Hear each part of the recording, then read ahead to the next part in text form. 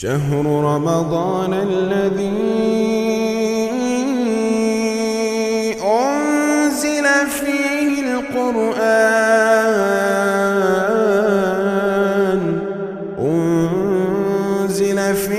القرآن هدى للناس وبينات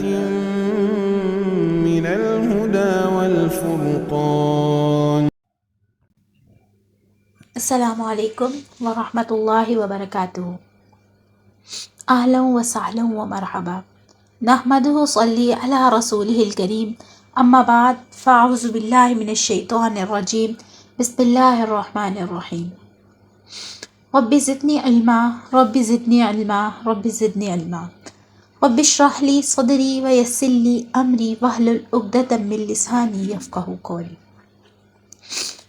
ہم نے کل پہلا پارہ پڑھا تھا. ہم نے اس کی ٹرانسلیشن اردو میں پڑھی تھی. تو دورہ قرآن اردو میں کرنے کا مقصد یہی ہے کہ ہم قرآن کو سمجھ سکیں کہ اللہ رب العزت قرآن میں ہم سے کیا کہنا چاہ رہے ہیں. تو کل ہم نے پہلا سپارہ پڑھا تھا یعنی الف لام میم. تو ہم نے اس میں سورہ فاتحہ اور سورہ بقرہ کے کچھ رکوع پڑھے تھے. تو سورہ فاتحہ کے بارے میں تھوڑی سی بتا دیتی ہوں جس کی سمری جو ہم نے کل پڑھا تھا تاکہ آپ کو پھر ایک بار یاد دہانی ہو جائے کہ ہم نے کل کیا پڑھا تھا. سورہ فاتحہ میں ہم نے پڑھا تھا کہ اللہ تعالیٰ نے انسان کو صراط مستقیم پر چلنے کا بتایا. اللہ تعالیٰ نے انسان کو دعا مانگنے کا سکھایا اور اس کے بعد اللہ تعالیٰ نے انسان کو صراط مستقیم خود ہی دکھا دیا. اس کے بعد ہم نے سورہ بقرہ پڑھی اور اس کے اندر ہم نے بنی اسرائیل کے بارے میں پڑھا جن پر اللہ تعالیٰ ہمیشہ انعام کرتے تھے اور وہ ہمیشہ اللہ تعالیٰ کے حکم کی نافرمانی کرتے تھے. ہم نے اس میں حضرت ابراہیم علیہ السلام کے بارے میں پڑھا، حضرت موسیٰ علیہ السلام کے بارے میں پڑھا اور آدم علیہ السلام کے بارے میں پڑھا اور انسانوں کی 3 قسمیں پڑھی جو کافر، مشرک اور مومن ہیں. تو آج ہم اللہ رب العزت کے حکم سے دوسرا پارہ شروع کر رہے ہیں. تو اس بارے میں بھی اللہ تعالیٰ نے کچھ احکامات نازل کیے ہیں. یہ آگے سورہ بقرہ کا ہی حصہ شروع ہو رہا ہے. اس میں ہم وہ احکام پڑھیں گے جو ہم زندگی کے اندر روزمرہ کے معمول میں ہمارے آمنے سامنے ہوتے رہتے ہیں. اس میں کچھ احکامات اللہ تعالیٰ نے حج کے بارے میں دیے ہیں اور کچھ احکامات ان عورتوں کے بارے میں دیے ہیں جن کو طلاق ہو جاتی ہے اور میاں بیوی کو ازواجی زندگی گزارنے کے بارے میں کچھ احکامات اللہ تعالیٰ نے اس میں نازل کیے ہیں. اور اللہ تعالیٰ نے اس پارے کے شروع میں وہ بتایا ہے کہ جب اللہ تعالیٰ نے مسلمانوں کا قبلہ بدلا تو یہودیوں نے مسلمانوں کو کیا کچھ کہا. تو آئیے شروع کرتے ہیں اللہ کے نام سے. بسم اللہ الرحمن الرحیم. سیقول السفہاء، اب یہ بے وقوف لوگ کہیں گے کہ آخر وہ کیا چیز ہے جس نے ان مسلمانوں کو قبلے سے رخ پھیرنے پر آمادہ کر دیا. جس طرف وہ منہ کرتے آ رہے تھے اب کہہ دیں گے کہ مشرق اور مغرب سب اللہ ہی کی ہیں، وہ جس کو چاہے سیدھے راستے کی ہدایت دیتا ہے. وَكَذَلِكَ جَعَلْنَا، اور مسلمان اسی طرح تو ہم نے تم کو ایک متحد امت بنایا ہے تاکہ تم دوسرے لوگوں پر گواہ بنو اور رسول تم پر گواہ بنے. اور جس قبیلے پر تم پہلے کاربند تھے اس سے ہم نے کسی اور وجہ سے نہیں بلکہ صرف یہ دیکھنے کے لیے مقرر کیا تھا کہ کون رسول کا حکم مانتا ہے اور کون الٹے پاؤں پھر جاتا ہے. اور اس میں شک نہیں کہ یہ بات بڑی مشکل ہے، لیکن ان لوگوں کے ذریعے بھی مشکل نہ ہوئی جن کو اللہ نے ہدایت دی تھی. اور اللہ تعالیٰ ایسا نہیں کہ تمہارے ایمان کو ضائع کر دے، در حقیقت اللہ ان لوگوں پر بہت شفقت کرنے والا بڑا مہربان ہے. قد نرا، اے پیغمبر ہم تمہارے چہروں کو بار بار آسمان کی طرف اٹھتا دیکھتے ہیں، چنانچہ ہم تمہارا رخ ضرور اس قبلے کی طرف پھیر دیں گے جو تمہیں پسند ہے. لو اب اپنا رخ مسجد حرام کی سمت کر لو اور آئندہ جہاں کہیں تم اپنے چہرے کو رخ نماز پڑھو اسی طرف کر کے رکھو. اور جن لوگوں کو کتاب دی گئی ہے وہ خواہ جانتے ہیں یہ بات کہ حق ہے جو ان کے پروردگار کی طرف سے آئی ہے اور جو کچھ کر رہے ہیں اللہ اس سے غافل نہیں ہے. یہاں پر وہ واقعہ ہے کہ جب نبی صلی اللہ علیہ وآلہ وسلم صحابہ کے ساتھ مکہ سے مدینہ ہجرت کر کے آئے تو مدینہ منورہ کے جو یہودی تھے وہ بیت المقدس کی طرف منہ کر کر نماز پڑھا کرتے تھے، تو نبی صلی اللہ علیہ وآلہ وسلم نے اور تمام مسلمان بھی بیت المقدس کی طرف ہی منہ کر کر نماز پڑھنے لگے۔ تو جب ان لوگوں نے دیکھا کہ مسلمان تمام بیت المقدس کی طرف منہ کر کر نماز پڑھ رہے ہیں، تو انہوں نے آپ صلی اللہ علیہ وآلہ وسلم اور مسلمانوں پر باتیں بنانا شروع کر دی کہ یہ تو ہمارے ہی قبلے کی طرف منہ کر کر نماز پڑھتے ہیں اور پھر ہمیں ہی جھٹکارتے ہیں، دیکھا ہمارا ہی دین سچا ہے اور ان کا دین جھوٹا ہے۔ اس قسم کی باتیں انہوں نے کرنا شروع کر دی، اور جب کہ رسول اللہ صلی اللہ علیہ وآلہ وسلم پہلے ہی چاہتے تھے کہ ہمارا قبلہ جو ہے وہ خانہ کعبہ اللہ تعالیٰ کر دے، جو بہت پہلے سے ابراہیم علیہ السلام نے بنایا تھا اور وہ بیت المقدس سے قدیم تھا، تو وہ ہمیشہ آپ صلی اللہ علیہ وآلہ وسلم اللہ تعالیٰ کی طرف، آسمان کی طرف دیکھا کرتے، اور اللہ تعالیٰ کیونکہ جان گئے تھے کہ رسول اللہ صلی اللہ علیہ وآلہ وسلم کیا کہنا چاہتے ہیں، تو اللہ تعالیٰ نے اس آیت میں وہی ارشاد فرمایا کہ اے نبی صلی اللہ علیہ وسلم، آپ بار بار چہرے کا رخ نماز پڑھتے ہوئے اوپر کرتے تھے، تو اور جن لوگوں کو کتاب دی گئی ہے وہ خوب جانتے ہیں کہ یہ بات حق ہے، تو اس لیے اب آپ مسجد حرم کی طرف منہ کر کے نماز پڑھے، یعنی کہ آپ خانہ کعبہ کی طرف منہ کر کے نماز پڑھے، اور وہی آپ کا کعبہ ہے۔ آپ چاہے کعبہ کے سامنے ہو یا کسی بھی جگہ پر دنیا میں موجود ہو، تو آپ کعبے کی سمت کر لیں گے اور اس کی طرف نماز پڑھیں گے تو آپ کی نماز قبول ہوگی۔ یہ نہیں کہ آپ صرف خانہ کعبہ کے سامنے ہی موجود ہوں تو تبھی کعبہ کا رخ کریں۔ وَلَئِنْ آتَيْتَ الَّذِينَ، اور جن لوگوں کو کتاب دی گئی تھی اگر تم ان کے پاس ہر قسم کی نشانیاں لے آؤ تب بھی یہ تمہارے قبلے کی پیروی نہیں کریں گے، اور نہ تم ان کے قبلے پر عمل کرنے والے ہوگے، اور یہ ایک دوسرے کے قبلے پر عمل کرنے والے ہیں، اور جو علم تمہارے پاس آ چکا ہے اس کے بعد اگر کہیں تم نے ان کی خواہشات کی پیروی کر لی تو اس صورت میں یقیناً تمہارا شمار ظالموں میں ہوگا۔ الذین آتیناہم الکتاب، جن لوگوں کو ہم نے کتاب دی وہ اس کو اتنی اچھی طرح پہچانتے ہیں جیسے اپنے بیٹوں کو پہچانتے ہیں، اور یقین جانو کہ ان میں سے کچھ لوگ حق کو جان بوجھ کر چھپا رہے ہیں۔ الحق من ربک، اور حق وہی ہے جو تمہارے پروردگار کی طرف سے آیا ہے، لہٰذا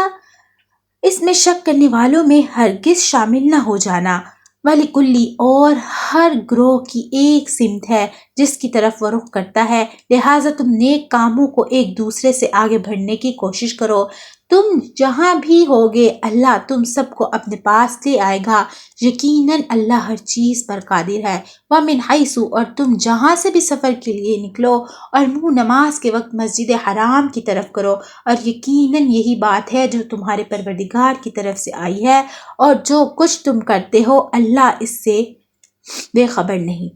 وَمِنْ حَيْثُ، اور جہاں سے بھی تم نکلو اپنا منہ مسجد حرام کی طرف کرو، اور تم جہاں کہیں ہو اپنے چہرے اسی کی طرف رکھو تاکہ لوگوں کو تمہارے خلاف حجت بازی کا موقع نہ ملے۔ البتہ ان میں جو لوگ ظلم کریں خواہ وہ خاموش نہ ہو، اور سوائے ان کا خوف نہ رکھو، ہاں میرا خوف رکھو تاکہ تم پر اپنا انعام مکمل کر دوں، تاکہ تم ہدایت حاصل کر سکو۔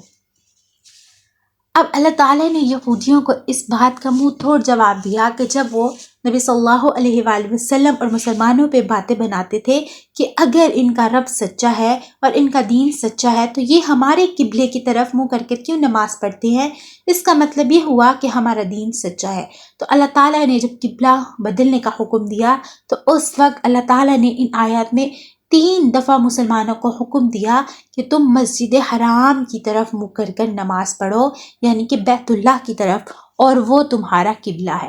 کما ارسلنا، یہ انعام ایسا ہی ہے جیسے ہم نے تمہارے درمیان تم میں سے ایک رسول بھیجا جو تمہارے سامنے ہماری آیتوں کی تلاوت کرتا ہے اور تمہیں پاکیزہ بتاتا ہے اور تمہاری کتاب اور حکمت کی تعلیم دیتا ہے۔ فَاذْكُرُونِی، اور تمہیں وہ بات سکھاتا ہے جو تم نہیں جانتے، لہٰذا مجھے یاد کرو، میں تمہیں یاد رکھوں گا، اور میرا شکر ادا کرو اور میری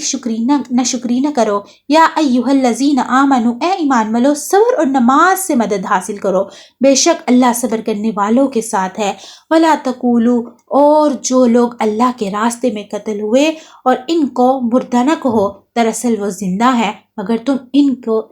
زندگی کا احساس نہیں ہوتا۔ وَلِنُنَبِّئُكُمْ، اور دیکھو ہم نے تمہیں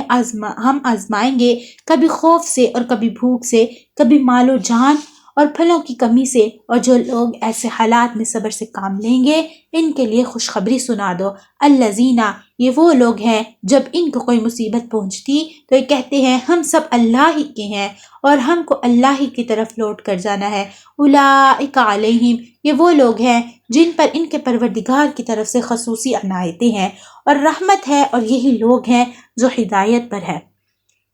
بے شک صفا اور مروہ اللہ کی نشانیوں میں سے ہے، لہٰذا جو شخص بھی بیت اللہ کا حج کرے یا عمرہ کرے تو اس کے لیے اس بات میں کوئی گناہ نہیں کہ وہ ان کے درمیان چکر لگائے، اور جو شخص خوشی سے کوئی بحالی کام کرے تو اللہ یقیناً قدردانوں اور جاننے والا ہے۔ یہاں پر صفا مروہ کی نشاندہی اس لیے کی گئی ہے کہ صفا اور مروہ جب انسان حج اور عمرہ کرتا ہے تو اس کے بعد صفا اور مروہ کا چکر کاٹتا ہے، لہٰذا یہ واقعہ کچھ اس طرح ہے کہ جب ابراہیم علیہ السلام نے اپنی بیوی اپنی زوجہ حضرت حاجرہ علیہ السلام کو صفا اور مروہ کے پاس چھوڑ دیا جو بیابان آبادی تھی ان کے چھوٹے سے بچے کے ساتھ، جب ان کا بچہ پیاسا تھا تو وہ پانی کی تلاش میں دونوں پہاڑیوں کے چکر کاٹتی رہی، جن کی وجہ سے اللہ تعالیٰ نے مومنوں کو کہا کہ جب وہ حج اور عمرہ کرے تو ان کی یاد کو تازہ کرے اور اس میں یہ صفا اور مروہ کے چکر لگائے۔ تو زمانے جاہلیت میں کیا تھا کہ عرب کے لوگوں نے ان دونوں پہاڑوں کے بیچ 2 بت رکھ دیے تھے، تو اللہ تعالیٰ نے یہاں پہ اس لیے یہ بات کہی کہ گناہ نہیں ہوگا کہ کچھ صحابہ کرام یہ سمجھنے لگے تھے کہ وہ شاید وہ بتوں کی وجہ سے وہ اس طرح چکر لگایا کرتے تھے، تو شاید اگر ہم یہ ایسے کریں تو اس کے اندر ہماری حرمت ہے۔ تو اللہ تعالیٰ نے کہا کہ اگر تم صفا اور مروہ کا چکر لگاؤ گے تو لہٰذا تمہیں اس بات کا گناہ نہیں ملے گا۔ ان الذین یکتمون، بے شک وہ لوگ جو ہماری نازل کی ہوئی روشن دلائل اور ہدایت کو چھپاتے ہیں، باوجود ان کے کہ انہیں کتاب میں کھلم کھلا لوگوں کے لیے بیان کر چکے ہیں، تو ایسے لوگوں پر اللہ بھی لعنت بھیجتا ہے اور دوسرے لعنت کرنے والے بھی لعنت بھیجتے ہیں۔ الا الذین تابوا، ہاں وہ لوگ جنہوں نے توبہ کر لی اور اپنے اصلاح کر لی اور چھپائی ہوئی باتوں کو کھول کھول کر بیان کر دیا، تو میں ایسے لوگوں کو توبہ قبول کر لیتا ہوں اور میں توبہ قبول کرنے کا خوب گروہ ہوں، بڑا مہربان اور رحمت والا ہوں۔ ان الذین کفروا، بے شک وہ لوگ جنہوں نے کفر اختیار کیا اور کافر ہونے کی حالت میں ہی مرے، ان پر اللہ کی اور فرشتوں کی اور سارے انسانوں کی لعنت ہے، خالدین فیہا، وہ ہمیشہ اسی پھٹکار میں رہیں گے، ان پر سے عذاب کو ہلاک کیا جائے گا اور نہ ان کو مہلت دی جائے گی۔ وَإِلَٰهُكُمْ إِلَٰهٌ وَاحِدٌ، اور تمہارا خدا ایک ہی خدا ہے، اس کے سوا کوئی خدا نہیں جو سب پر مہربان بہت مہربان ہے۔ إِنَّ فِي خَلْقِ السَّمَاوَاتِ وَالْأَرْضِ وَاخْتِلَافِ اللَّيْلِ وَالنَّهَارِ، بے شک آسمان اور زمین کی تخلیق میں رات دن کے لگاتار آ جانے اور ان کشتیوں میں جو لوگ فائدے کا سامان لے کر سمندر میں تری سے اس کے ذریعے زمین کو اس کے مردہ ہو جانے کے بعد زندگی بخشی اور اس میں ہر قسم کے جانور پھیلے، اور ہوا میں جو اللہ نے آسمان سے اتارا اور اس کی گردش میں اور ان بادلوں میں جو آسمان اور زمین کے تابعدار بن کر کام کر رہے ہیں، ان لوگوں کے لیے نشانیاں ہی نشانیاں ہیں جو اپنی عقل سے کام لیتے ہیں۔ تو یہاں پہ اللہ تعالیٰ فرما رہے ہیں کہ جو انسان اپنی عقل سے کام لیتا ہے تو وہ دیکھتا ہے کہ دن اور رات بدلتے ہیں، پھر آسمان اور زمین کا نظام ایسے تو نہیں قائم، کوئی تو ہے جو اس کو قائم کرنے والا ہے۔ اور مشرکین مکہ جو تھے کافر، وہ اللہ تعالیٰ کو تسلیم کرتے تھے، وہ مانتے تھے کہ ایک رب ہے جس نے یہ تمام چیزیں بنائی ہیں، مگر وہ یہ بات ساتھ اللہ کے کسی کو شریک ٹھہرا دیتے اور کہتے کہ اللہ تعالیٰ نے اپنے چھوٹے چھوٹے کاموں کے لیے ان بتوں کو رکھا ہوا ہے۔ تو اللہ تعالیٰ کہہ رہے ہیں اگر ان انسانوں میں عقل ہوتی تو یہ دیکھتے کہ جو تمام دنیا کے کام کر رہا ہے اس کو کیا ضرورت ہے کسی کو اپنے ساتھ رکھنے کی۔ آج کل ہم لوگوں کو تو ان چیزوں کی عادت ہو گئی ہے کہ ہم ہر وقت دیکھتے ہیں سورج نکلتا ہے اور سورج جاتا ہے، چاند آتا ہے، رات آتی ہے، دن ہوتا ہے، تو اس وجہ سے ہم اس میں فرق نہیں کر سکتے اور اس میں ہمیں کوئی حیرت نہیں نظر آتی۔ مگر یہ بہت حیرت کی بات ہے، اور آج کل ہم سائنس کی وجہ سے کہ ہمیں سائنس نے بتا دیا کہ بادلوں کے ذریعے ایسے پانی آتا ہے، زمین سے ایسے پانی ملتا ہے، ایویپوریشن ہوتی ہے، اور یہ سارے پروسیجر ہمیں سائنس میں ہم نے کتابوں کے ذریعے پڑھ لیے ہیں۔ اس وجہ سے یہ ہمیں لگتا ہے کہ یہ بہت ہی آسان کام ہے، کیونکہ ہم نے نیچر کو شروع سے نہیں دیکھا۔ تو یہ اس وقت کے اللہ تعالیٰ بات کر رہے ہیں کہ اگر اس وقت کے لوگ اس پہ غور کرتے اور آج کے لوگ بھی اس پہ غور کریں تو یہ واقعی میں ایک بہت بڑی قدرت ہے، اور اندیکھی قدرت، اور اللہ تعالیٰ کی ایسی تخلیق ہے کہ یہ اللہ تعالیٰ کے سوا کوئی نہیں کر سکتا۔ تو اللہ تعالیٰ کہتے ہیں ان تمام چیزوں میں عقل والوں کے لیے نشانیاں ہیں جو اپنی عقل سے کام لیتے ہیں۔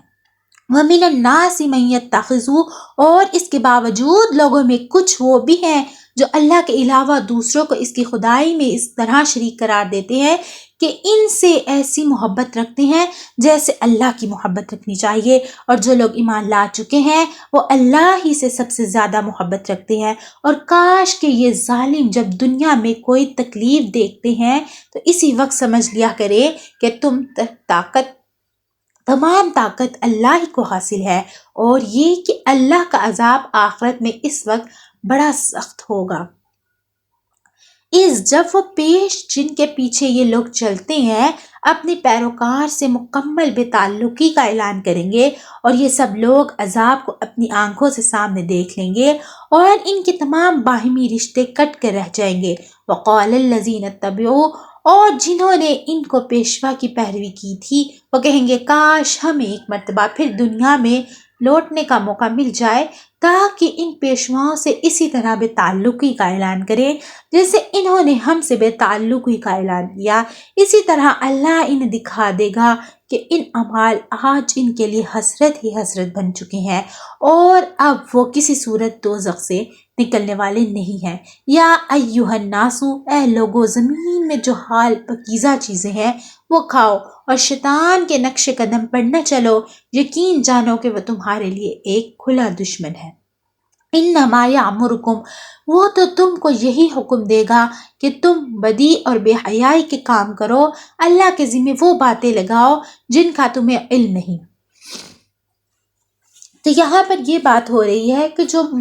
کافرین تھے انہوں نے خود اپنے سے ہی جو چیزیں ان کے اوپر حلال تھی ان کو اپنے سے ہی اپنے اوپر حرام قرار دے دیا، اور جو چیزیں ان کے اوپر حرام تھی وہ خود ہی سے اس کو اپنے اوپر حلال قرار دیتے تھے، اور کہتے تھے کہ اللہ تعالیٰ نے ان کو ہمارے اوپر حرام قرار دیا ہے۔ تو اللہ تعالیٰ یہی کہہ رہے ہیں کہ تم اپنے دشمن شیطان کے پیچھے نہ لگو جو تمہیں یہ تمام باتیں سکھاتا ہے، اور تم اللہ تعالیٰ کے اوپر ان تمام چیزوں کا ذمہ نہ لگاؤ جو تم جانتے ہی نہیں ہو۔ وَإِذَا قِيلَ لَهُمْ، اور جب ان کافروں سے کہا جاتا ہے کہ اس کلام کی پیروی کرو جو اللہ نے اتارا ہے، تو وہ کہتے ہیں کہ نہیں، ہم تو ان باتوں کی پیروی کریں گے جن پر ہم نے اپنے باپ داداؤں کو پایا۔ بھلا کیا اس صورت میں بھی ان کو یہی چاہیے جب ان کے باپ دادا دین کی ذرا بھی سمجھ نہ رکھتے تھے اور انہوں نے کوئی آسمانی ہدایت بھی حاصل نہ کی۔ وَمَثَلُ الَّذِينَ كَفَرُوا، اور جن لوگوں نے کفر کو اپنا لیا ان کو حق کی دعوت دینے کی مثال کچھ ایسی ہے جیسے کوئی شخص ان جانوروں کو زور زور سے بلائے جو ہانک پکار کے سوا کچھ نہیں سنتے، یہ بہرے گونگے اندھے ہیں لہٰذا کچھ نہیں سمجھتے۔ یا ایھا الذین آمنوا کلوا، اے ایمان والو جو پاکیزہ چیزیں ہم نے تمہارے رزق کے طور پر عطا کی ہیں ان میں سے جو چاہو کھاؤ، اور اللہ کا شکر ادا کرو اگر واقعی تم صرف اس کے بندے ہوگے۔ انما، اس نے تمہارے لیے بس مردہ جانوروں، خون اور سور کو حرام کیا ہے، نیز وہ جانور جس پر اللہ کے سوا کسی اور کا نام پکارا گیا۔ ہاں اگر کوئی شخص انتہائی مجبوری کی حالت میں ہو اور ان چیزوں میں سے کچھ کھا لے جبکہ اس کا مقصد نہ ذلت حاصل کرنا ہو اور نہ وہ ضرورت کی حد سے آگے بڑھے تو اس پر کوئی گناہ نہیں، یقیناً اللہ بہت بخشنے والا بڑا مہربان ہے۔ ان الذین، حقیقت یہ ہے کہ جو لوگ اللہ کی نازل کی ہوئی کتاب کو چھپاتے ہیں اور اس کے بدلے تھوڑی سی قیمت وصول کر لیتے ہیں اور اپنے پیٹ میں آگ کے سوا کچھ نہیں بھر رہے، قیامت کے دن اللہ ان سے کلام بھی نہ کرے گا اور نہ ان کو پاک کرے گا اور ان کے لیے دردناک عذاب ہے۔ اولئک الذین، یہ وہ لوگ ہیں جنہوں نے ہدایت کے بدلے گمراہی اور مغفرت کے بدلے عذاب خرید لیا۔ چنانچہ اندازہ کرو کہ یہ دوزخ کی آگ سے کتنے تیار کیے گئے ہیں۔ یہ انہی لوگوں کی بات ہو رہی ہے جن کی پچھلے پارے میں بات ہوئی تھی کہ تورات کی آیات کو اپنی مرضی سے ان کی تشریح کرتے اور پھر ان کو اپنی مرضی سے بیچ دیا کرتے تھے جتنی ان کو پیسوں کی ضرورت ہوتی، یا پیسے لے کر آیات کو بدل دیا کرتے تھے۔ ذالک بأن اللہ، یہ سب کچھ اس لیے ہوگا کہ اللہ نے حق پر مشتمل کتاب اتاری ہے، اور جن لوگوں نے ایسی کتاب کے بارے میں مخالفت کا رویہ اختیار کیا ہے وہ ضد اور ضد میں بہت دور نکل گئے ہیں۔ لیس البر، نیکی بس یہی تو نہیں ہے کہ اپنے چہرے مشرق یا مغرب کی طرف کر لو، بلکہ نیکی یہ ہے کہ لوگ اللہ پر، آخرت کے دن پر، فرشتوں پر اور اللہ کی کتابوں پر اور اس کے نبیوں پر ایمان لائیں، اور اللہ کی محبت میں اپنا مال رشتہ داروں، یتیموں، مسکینوں، مسافروں اور سائلوں کو دیں، اور غلاموں کو آزاد کرنے میں خرچ کریں، اور نماز قائم کریں اور زکوٰۃ ادا کریں۔ جب کوئی عہد کر لے تو اپنے عہد کو پورا کرنے کی عادی ہو جائیں، اور تنگی اور تکلیف میں نیز جنگ کے وقت صبر اور استقامت کے خواہ کریں۔ ایسے لوگ ہیں جو سچے کہلانے کے مستحق ہیں، اور یہی لوگ ہیں جو متقی ہیں۔ یا ایھا الذین آمنوا کتب علیکم القصاص، اے ایمان والو، جو لوگ جان بوجھ کر ناحق قتل کر دیے گئے ہیں ان کے بارے میں تم پر قصاص کا حکم فرض کیا گیا ہے۔ آزاد کے بدلے آزاد، غلام کے بدلے غلام، اور عورت کے بدلے عورت ہی کو قتل کیا جائے۔ پھر اگر قتل کو اس کے بھائی یعنی مقتول کے وارث کی طرف سے کچھ معافی دے دی جائے تو معروف طریقے کے مطابق خون بہا مطالبہ کرنا وارث کا حق ہے، اور اس کو خوش اسلوبی سے ادا کرنا قاتل پر فرض ہے۔ یہ تمہارے پروردگار کی طرف سے ایک آسمانی پیدا کی گئی ہے اور ایک رحمت ہے، اس کے بعد بھی کوئی زیادتی کرے تو وہ دردناک عذاب میں مستحق ہوگا۔ جب اسلام نہیں آیا تھا تو عربوں میں کیا تھا کہ اگر ان کا کوئی قتل ہو جاتا تھا تو وہ قصاص کے بدلے میں کیا کرتے تھے کہ اگر کسی عورت نے کسی مرد کو قتل کیا تو وہ کہتے تھے اب اسی قبیلے کے ہم عورت، اس عورت کو نہیں، اس قبیلے کی، جس قبیلے کی وہ عورت ہے اس قبیلے کے مرد کو ہم قتل کریں گے، یعنی کہ مرد کے بدلے ہم مرد کو ہی قتل کریں گے۔ اور اگر کسی آزاد نے غلام کو قتل کر دیا تو وہ کہتے تھے اب ہم اس قبیلے کے غلام کو ہی قتل کریں گے۔ تو اللہ تعالیٰ نے اس رسم کو ختم فرمایا، اور اللہ تعالیٰ نے ارشاد فرمایا اگر کسی عورت نے، قصاص یہ ہے کہ اگر کسی غلام نے غلام کو قتل کیا یا پھر کسی غلام کو قتل کیا گیا تو اب وہ ہی اس کا بدلہ دے گا۔ اگر کسی شخص نے کسی غلام کو قتل کر دیا تو جو شخص قتل کرنے والا ہے اس کو ہی اس کا بدلہ دینا پڑے گا، یا تو اس کو قتل کر دیا جائے گا، یا پھر اگر اس کے وارثین اس کو معاف کر دیں، اور اگر اس سے اس کے اوپر کوئی رقم مانگے یا اس سے کوئی مطالبہ کریں تو اس کو چاہیے کہ بخوشی ان کا مطالبہ جو ہے وہ پورا کرے۔ تو اللہ تعالیٰ نے کہا ہے جو اللہ تعالیٰ کے حکم کی نافرمانی کرے گا اس کے لیے دردناک عذاب ہے اور وہ عذاب کا مستحق ہے۔ وَلَكُمْ، اور اے عقل رکھنے والو، تمہارے لیے قصاص میں زندگی کا سامان ہے، امید ہے کہ تم اس کے خلاف ورزی سے بچو گے۔ کتب علیکم، تم پر فرض کیا گیا ہے کہ اگر تم میں سے کوئی اپنے پیچھے مال چھوڑ کر جانے والا ہو تو جب اس کی موت کا وقت قریب آ جائے وہ اپنے والدین اور قریبی رشتہ داروں کے حق دستور کے مطابق وصیت کرے۔ یہ متقی لوگوں کی ذمہ ایک لازم ذمہ ہے۔ پہلے وقتوں میں کیا ہوتا تھا، اگر کوئی انسان دنیا سے جانے والا ہوتا یا دنیا سے چلا جاتا تو وہ اس کی جائیداد ہوتی تو وہ صرف اس کے وارثینوں میں صرف اور صرف اس کے بیٹوں کو دی جاتی تھی، اس کے علاوہ وہ کسی کو بھی نہیں دی جاتی تھی۔ تمام رشتہ دار یا اس کی بیوی یا بیٹیاں جو تھی وہ اس سے محروم رہ جاتی۔ تو اس لیے اللہ تعالیٰ نے یہاں پر حکم کیا ہے کہ اگر کوئی انسان موت کے قریب ہو، یعنی کہ کوئی بیمار ہوتا ہے، کوئی شخص اس کو پتہ چل جاتا ہے میں اس دنیا سے جانے والا ہوں، تو وہ حق کے ساتھ فیصلہ کرے اور اپنے تمام رشتہ داروں میں، اپنے والدین میں اور جو بھی اس کے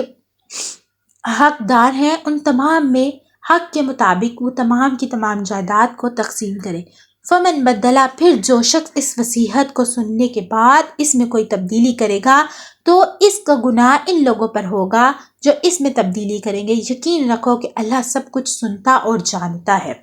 یعنی کہ اگر کسی شخص نے یہ وصیحت کی مرنے سے پہلے کہ میرے فلاں بچے کو یہ حصہ ملے گا اور فلاں کو یہ، تو اگر لوگوں نے سنا تو اس شخص کے جانے کے بعد اگر کسی نے اس کے اندر تخفیف کر دی یا ایک ہی کو سارا حصہ دے دیا تو اب وہ گنہگار ہوگا اور اس شخص سے اللہ تعالیٰ خود پوچھیں گے۔ فمن خوفا، ہاں اگر کسی شخص کو یہ اندیشہ ہو کہ وصیحت کرنے والا بے جان طرفداری یا گناہ کا ارتکاب کر رہا ہے تو وہ منتقل آدمیوں کے درمیان صلح کروا دے تو اس پر کوئی گناہ نہیں، بے شک اللہ تعالیٰ بہت بخشنے والا بڑا مہربان ہے۔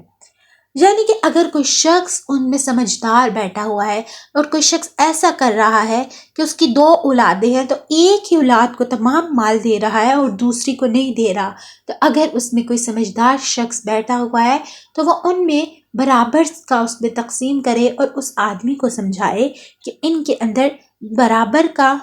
وصیحت کر کے جاؤ اور تمام چیزیں ان کے اندر برابر کی پیش کرو۔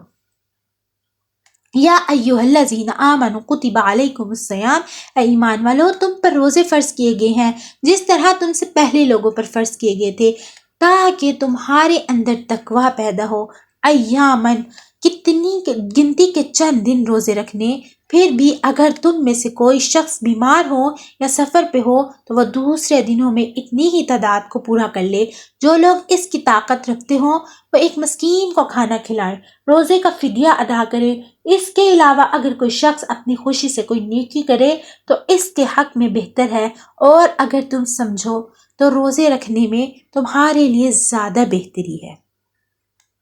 شہر رمضان الذی انزل فی القرآن، رمضان کا مہینہ وہ ہے جس میں قرآن نازل کیا گیا جو لوگوں کے لیے ہدایت ہے اور ایسی روشن نشانیوں کا حامل ہے جو صحیح راستہ دکھاتا ہے اور حق اور باطل کے درمیان ٹوک فیصلہ کرتا ہے۔ لہٰذا تم میں سے جو شخص بھی یہ مہینہ پائے وہ اس میں ضرور روزے رکھے، اور اگر کوئی شخص بیمار ہو یا سفر پہ ہو تو وہ دوسرے دنوں میں اتنی ہی تعداد کو پورا کر لے۔ اللہ تمہارے ساتھ آسانی کا معاملہ کرنا چاہتا ہے اور تمہارے لیے مشکل پیدا کرنا نہیں چاہتا تاکہ تم روزوں کی گنتی پوری کر لو، اور اللہ نے تمہیں جو راہ دکھائی ہے اس پر اللہ کی تکبیر کہو تاکہ تم شکر گزار بنو۔ یہاں پہ جو تکبیر سے مراد ہے وہ تکبیر کہا گیا ہے کہ جب اللہ تعالیٰ کے روزے جب اللہ تعالیٰ نے فرض کیے اور اس روزوں کے بعد یہ وہ مفسرین نے وہ تکبیریں بتائی ہیں جو عید کے اوپر پڑھی جاتی ہیں۔ وَإِذَا سَأَلْكَ، اور اے پیغمبر جب میرے بندے آپ سے میرے بارے میں پوچھیں تو آپ ان سے کہہ دیجئے کہ میں اتنا قریب ہوں کہ جب کوئی مجھے پکارتا ہے تو میں پکارنے والوں کی پکار سنتا ہوں، لہٰذا وہ بھی میری بات دل سے قبول کریں اور مجھ پر ایمان لائیں تاکہ وہ راہ راست پر آ جائے۔ یہاں پر یہ بات تھی کہ کچھ لوگ دل میں یہ سوچ رکھتے تھے کہ شاید اللہ تعالیٰ نے کہا ہے کہ رمضان برکت اور رحمتوں والا مہینہ ہے، تو شاید صرف اللہ تعالیٰ کی رحمتیں ہمیں اسی مہینے میں ملتی ہیں، یا اللہ تعالیٰ ہماری دعا اسی مہینے میں قبول کرتا ہے اور اللہ تعالیٰ اسی مہینے میں ہمارے بہت قریب ہوتا ہے۔ مگر اللہ تعالیٰ نے یہاں پہ فرمایا کہ نہیں، جب میرا بندہ مجھے پکارتا ہے تو میں اس کے پاس ہمیشہ ہی اس کے قریب ہوتا ہوں اور میں اس کو ہمیشہ ہی سنتا ہوں، لہٰذا کہ میرے بندے کو بھی چاہیے کہ وہ میری بات کو اپنے دل سے قبول کرے اور میرے اوپر جو ایمان لائے وہ دل سے لائے۔ اُحِلَّ لَکُمْ، تمہارے لیے حلال کر دیا گیا کہ روزوں کی رات میں تم اپنی بیویوں سے بے تکلف صحبت کرو اور تمہارے لیے لباس ہیں اور تم ان کے لیے لباس ہو۔ اللہ کو علم تھا کہ تم اپنے آپ سے خیانت کر رہے تھے، پھر اس میں تم پر عنایت کی اور تمہاری غلطی معاف فرما دی، چنانچہ اب تم ان سے صحبت کر لیا کرو جو کچھ اللہ نے تمہارے لیے لکھ رکھا ہے اور وہ اس کے طلب کرو۔ یہاں پر یہ ہے کہ جب شروع کے اندر روزے فرض ہوئے تھے تو یہ کہا گیا تھا کہ اگر کوئی شخص اس وقت سحری کا حکم نہیں آیا تھا، کہا گیا تھا کہ اگر کوئی شخص رات کے وقت روزہ افطار کرنے کے بعد اس کی آنکھ بھی لگ جائے اور اس نے کھایا پیا نہ ہو تو تب بھی اگر وہ سو گیا تو اس کا دوسرا روزہ ہو گیا۔ تو اس سے بہت صحابہ اکرام کو پریشانی ہوئی اور بہت سے صحابہ اکرام سے غلطی بھی ہوئی، ان کو بیویوں کے پاس جانے سے منع کیا گیا تھا اور بہت سے اس بات میں خیانت ہو گئی۔ تو پھر اللہ تعالیٰ نے جب نبی صلی اللہ علیہ وآلہ وسلم کے پاس صحابہ کا مجمع آیا اور انہوں نے یہ باتیں بیان کی کہ ہم سے غلطی ہو گئی، تو اللہ تعالیٰ نے پھر اس وقت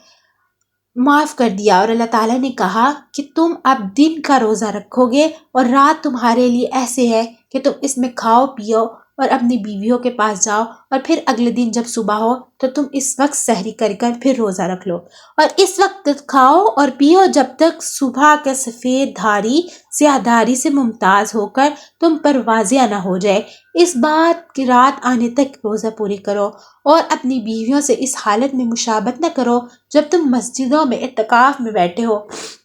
یہ اللہ کے مقرر کی ہوئی حدودیں ہیں، لہٰذا ان کے خلاف ورزی کے قریب بھی مت جانا۔ اسی طرح اللہ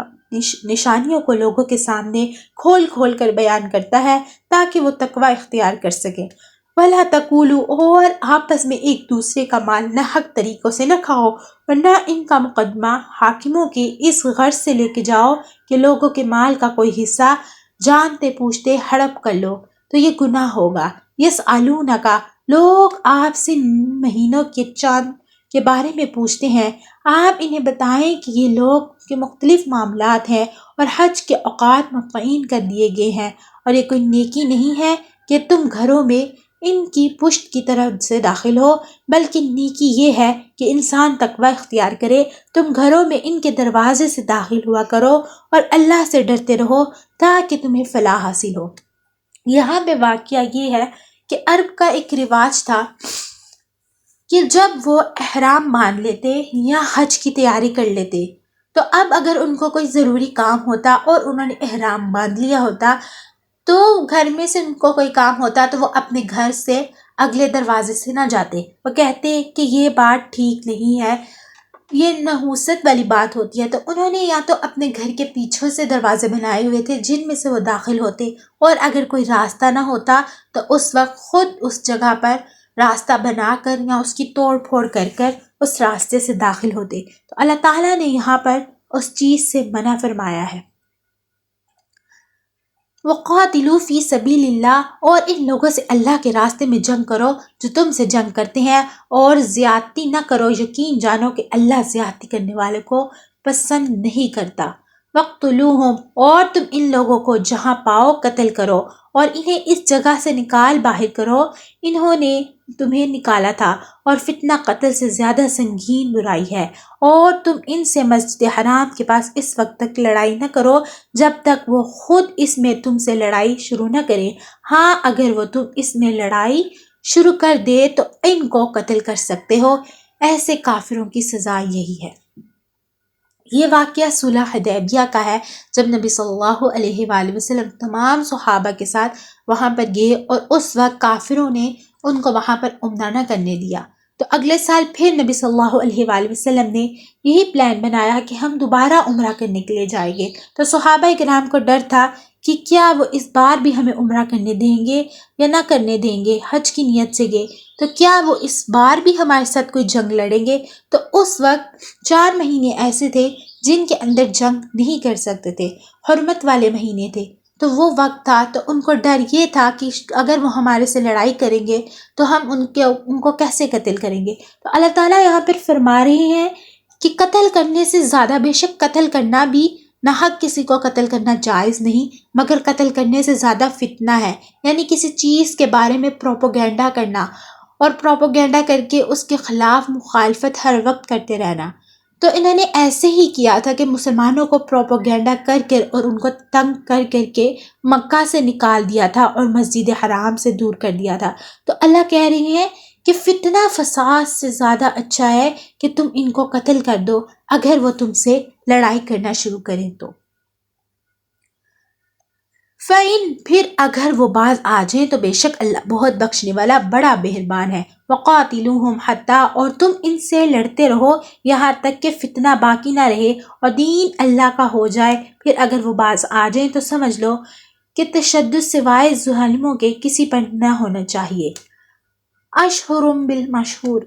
حرمت والے مہینے کا بدلہ حرمت والا مہینہ ہے اور حرمت پر بھی بدلے کے احکام جاری ہوتے ہیں۔ چنانچہ اگر کوئی شخص تم پر کوئی زیادتی کرے تو تم بھی ویسے ہی زیادتی اس پر کرو جیسے زیادتی ان نے تم پر کی ہو، اور اللہ سے ڈرتے رہو اور اچھی طرح سمجھ لو کہ اللہ انہی کا ساتھی ہے جو اس کا خوف دل میں رکھتے ہیں۔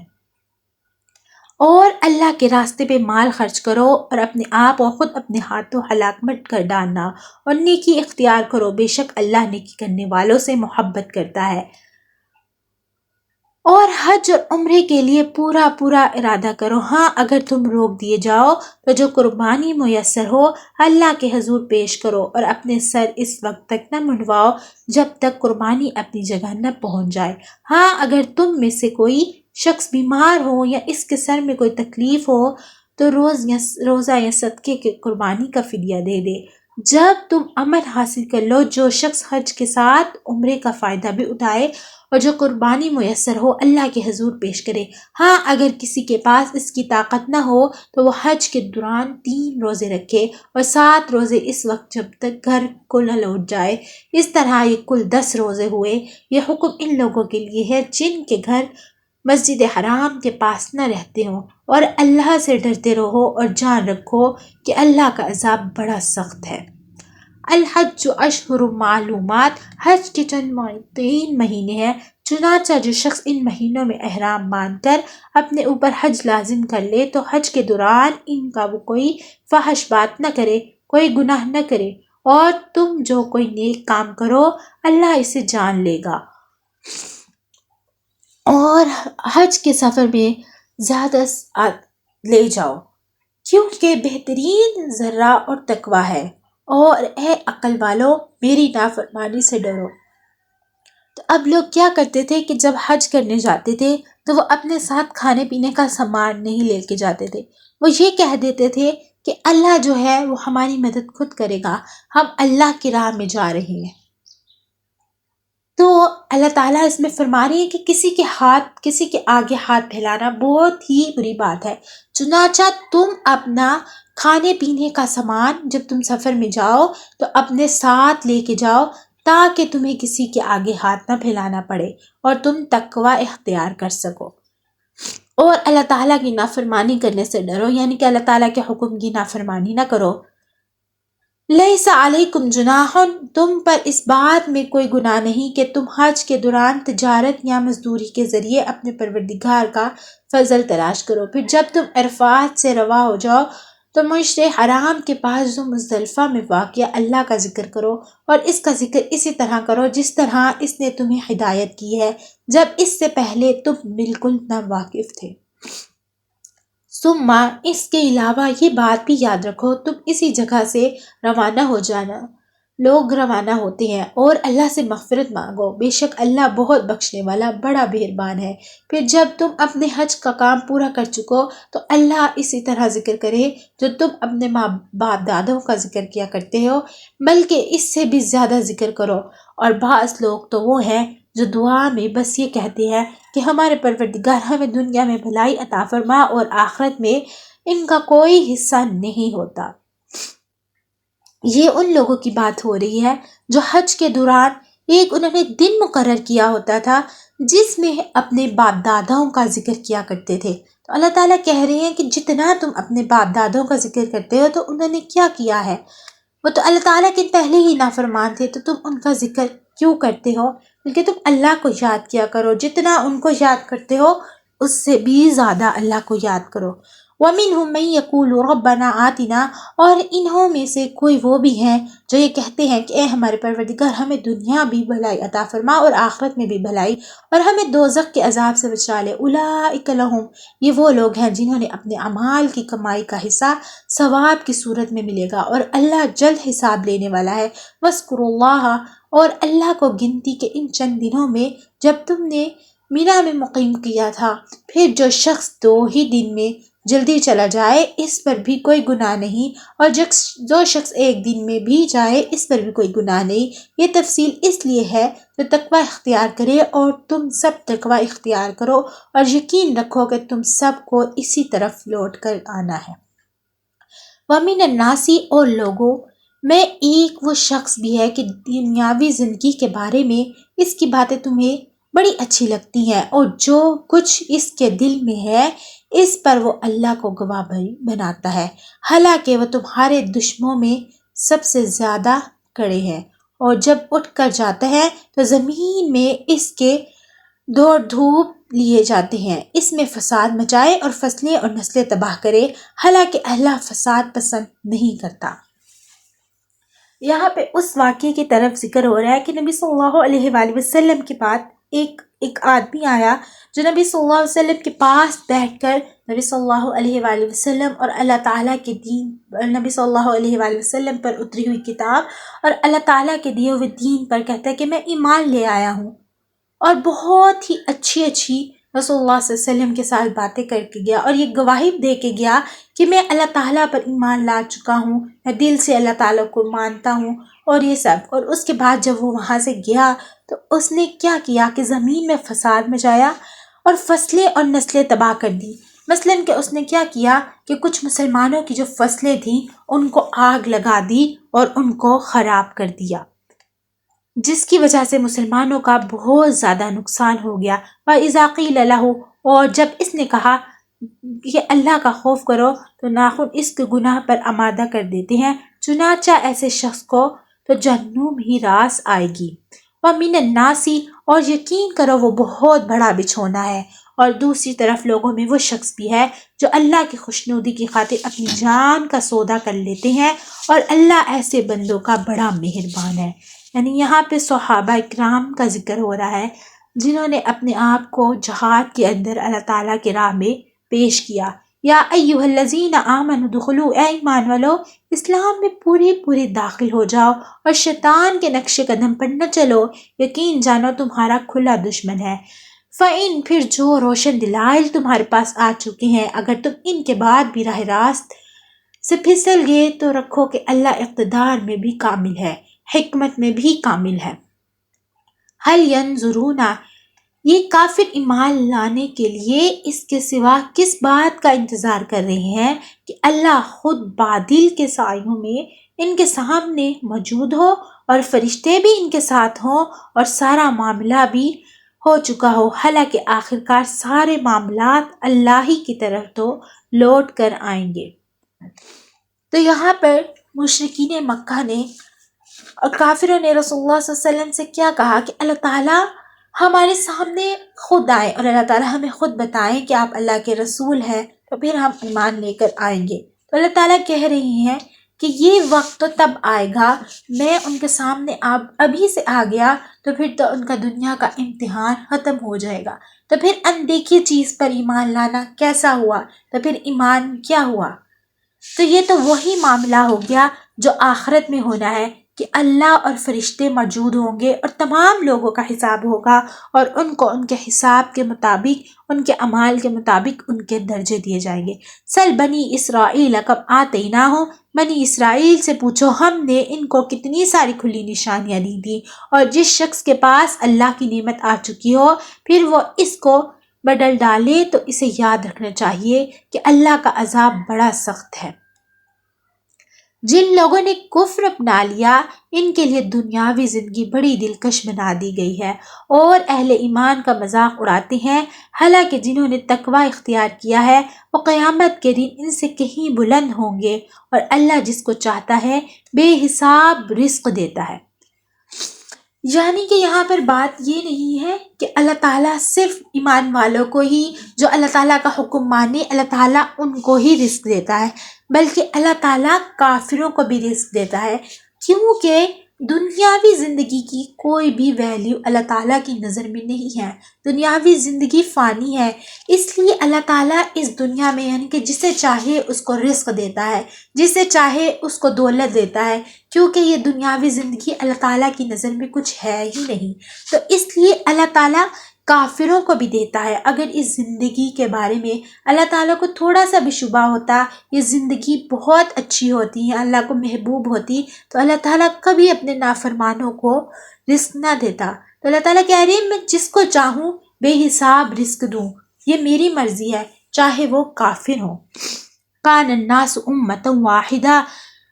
شروع میں سارے انسان ایک ہی دین کے پیروا تھے، پھر جب ان میں اختلاف ہوا تو اللہ نے نبی بھیجے تو حق والوں کو خوشخبری سناتے ہیں اور اہل باطل کو ڈراتے تھے، اور ان کے ساتھ حق پر مشتمل کتاب نازل کی تاکہ وہ لوگوں کے درمیان ان باتوں کا فیصلہ کریں جن میں ان کا اختلاف تھا۔ افسوس کی بات یہ ہے کہ کسی اور نے نہیں بلکہ خود انہوں نے، جن کو وہ کتابیں دی گئی تھیں، روشن دلائل آ جانے کے بعد بھی صرف باہمی ضد کی وجہ سے اس کتاب میں اختلاف نکال لیا۔ پھر جو لوگ ایمان لائے، اللہ نے انہیں اپنے حکم سے حق کی ان باتوں میں راہ راست تک پہنچا دیا جن میں انہوں نے اختلاف کیا تھا، اور اللہ جسے چاہتا ہے راہ راست تک پہنچا دیتا ہے۔ ام حسبتم، مسلمانوں کیا تم نے یہ سمجھ رکھا ہے کہ تم جنت میں یوں ہی داخل ہو جاؤ گے، حالانکہ ابھی تمہیں اس جیسے حالات پیش نہیں آئے جیسے ان لوگوں کے پیش آئے تھے جو تم سے پہلے گزرے ہیں۔ ان پر سختیاں اور تکلیفیں آئیں اور انہوں نے ہلا ڈالا، یہاں تک کہ رسول اور ان کے ایمان والوں کے ساتھ بول اٹھے، اللہ کی مدد کب آئے گی؟ یاد رکھو اللہ کی مدد نزدیک ہے۔ یسألونک، لوگ آپ سے پوچھتے ہیں کہ وہ اللہ کی خوشخبری کے لیے کیا خرچ کریں۔ آپ کہہ دیجئے کہ جو مال بھی تم خرچ کرو گے والدین، قریبی رشتہ داروں، یتیموں، مسکینوں اور مسافروں کے لیے ہونا چاہیے، اور تم بھلائی کا جو کام بھی کرو اللہ اس پر پوری طرح باخبر ہے۔ کتب علیکم، تم پر دشمنوں سے جنگ کرنا فرض کیا گیا، اور تم پر گروہ اور عین ممکن یہ ہے کہ چیزیں بری نہ سمجھو حالانکہ وہ تمہارے حق میں بہتر ہوں، اور یہ بھی ممکن ہے کہ تم ایک چیز کو پسند کرو حالانکہ وہ تمہارے حق میں بری ہو۔ اصل حقیقت تو اللہ جانتا ہے اور تم نہیں جانتے۔ یہاں پہ اس آیت کا مطلب یہ ہے کہ جب انسان کو کوئی ایسی چیز دی جاتی ہے یا اس سے کوئی چیز چھین لی جاتی ہے تو انسان فوری رنجیدہ ہو جاتا ہے اور یہ کہنے لگتا ہے کہ یہ تو میرے حق میں بہتر تھی، اور وہ بس اس کا دل جو ہوتا ہے پریشان ہو جاتا ہے۔ تو اللہ تعالیٰ کہہ رہی ہیں کہ میں تمہیں پالنے والا ہوں، میں تم سے اتنی محبت کرتا ہوں، تو میں کیسے تمہیں ایسی کوئی چیز دے سکتا ہوں جو تمہارے حق میں بری ہو، جو تمہارے لیے ٹھیک ہی نہ ہو، بلکہ میں تو تمہیں وہ چیز دینا چاہتا ہوں جو تمہارے حق میں بری ہو۔ تو اس لیے میرے سے زیادہ کون جان سکتا ہے کہ اصل حقیقت کیا ہے اور اس چیز میں تمہارے لیے کیا ہے۔ جب انسان کے ساتھ کوئی اس کی پیاری چیز اس سے چھن جاتی ہے تو اس کو لگتا ہے کہ یہ بہت ہی قریبی چیز تھی، اور وہ انسان بہت ہی غمگین ہو جاتا ہے۔ مگر کچھ وقت بعد جب اس کے بدلے میں اللہ تعالیٰ اسے کوئی اور چیز دیتا ہے تو پھر اس کو سمجھ آتا ہے کہ ہاں واقعی میں اللہ تعالیٰ نے میرے حق میں بہتر کیا ہے، اور بے شک اللہ تعالیٰ فرما رہے ہیں کہ اصل حقیقت اللہ ہی جانتا ہے کہ کیا تمہارے حق میں بہتر ہے اور کیا تمہارے حق میں برا ہے۔ یسألونک، لوگ آپ سے حرمت والے مہینوں کے بارے میں پوچھتے ہیں کہ اس میں جنگ کرنا کیسا ہے۔ آپ کہہ دیجئے کہ اس میں جنگ کرنا بڑا گناہ ہے، مگر لوگوں کو اللہ کے راستے سے روکنا، اس کے خلاف کفر کی روشنی اختیار کرنا، مسجد حرام پر بندش لگانا اور اس کے باسیوں کو وہاں سے نکالنا، باہر کرنا اللہ کے نزدیک زیادہ بڑا گناہ ہے، اور فتنہ قتل سے بھی زیادہ سنگین چیز ہے، اور یہ کافر تم لوگوں سے برابر جنگ کرتے رہیں گے یہاں تک کہ اگر ان کا بس چلے تو تم کو تمہارے دین چھوڑنے کا پر آمادہ کریں گے، اور اگر تم میں سے کوئی شخص اپنا دین چھوڑ دے اور کافر ہونے کی حالت میں ہی مرے تو ایسے لوگوں کے اعمال دنیا اور آخرت دونوں میں اکرات ہو جائیں گے، ایسے لوگ دوزخ والے ہیں، وہ ہمیشہ اسی میں رہیں گے۔ تو یہاں پر بھی صلح حدیبیہ کی بات ہو رہی ہے، اور حرمت والے مہینے کون سے ہیں؟ رجب کا مہینہ، محرم کا مہینہ، اور اس کے بعد ذوالحجہ کا مہینہ اور ذوالقعدہ کا مہینہ، یہ حرمت والے مہینے ہیں۔ تو یہ واقعے سے منسلوک یہ ہے کہ کچھ صحابہ تھے اور ایک کافر تھا، تو انجانے میں ان سے یہ غلطی ہو گئی۔ اس وقت رجب کا مہینہ ابھی شروع نہیں ہوا تھا، تو صحابہ کو لگا شاید کہ رجب کا مہینہ شروع ہو گیا ہے، کیونکہ دوسرے مہینے کی آخری تاریخ تھی۔